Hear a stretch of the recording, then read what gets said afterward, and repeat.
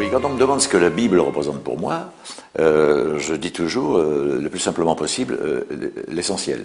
L'essentiel, c'est parce que d'où venons-nous, où sommes-nous, où allons-nous, pour moi, c'est à travers la Bible. C'est pas à travers Cro-Magnon, Néandertal, Pithecanthrope.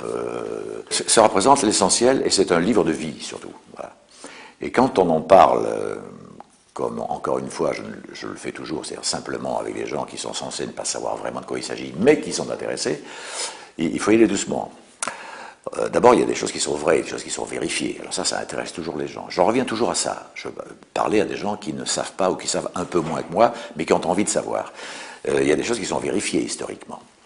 Donc il y a des choses dans l'Ancien Testament qui sont des fois terribles, quoi, qui sont... on dit, mais c'était d'une cruauté. Ben oui, c'est une cruauté parce que les gens en étaient 4000 ans avant aujourd'hui, ou 3000 ans avant aujourd'hui, et il y a des notions de vie qui n'étaient pas celles d'aujourd'hui. Mais c'était une autre époque.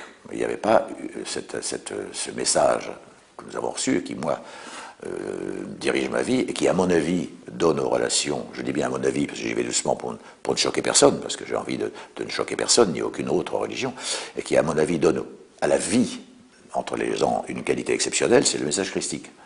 Parce que, à moins qu'on me prouve autre chose, aimez-vous les uns les autres et ne vous vengez pas et aimez votre ennemi, je ne sais pas qui a dit ça, peut-être quelques philosophes intéressants dans l'histoire de l'humanité, mais je ne connais que la parole christique à ce niveau-là. Et c'est ce en quoi ça m'intéresse. Alors pour moi, voilà, la leçon de la Bible, c'est un commandement qui nous est donné, mais qui est un commandement qui, dans la finalité, n'est qu'un commandement d'amour, et qui est supérieur à tous les autres parce que c'est un commandement d'amour, et ça on peut le vérifier tous les jours dans la vie, et moi c'est ce qui m'intéresse avec les gens. Si un automobiliste, quand je suis sur ma moto et que je me faufile, me dit des choses, me donne des noms d'oiseaux, si je lui parle sans l'agresser, je vois son visage se décomposer, et ça me fait très plaisir, et il n'est plus le même, et ça part de mal qui était inhérente à sa réaction,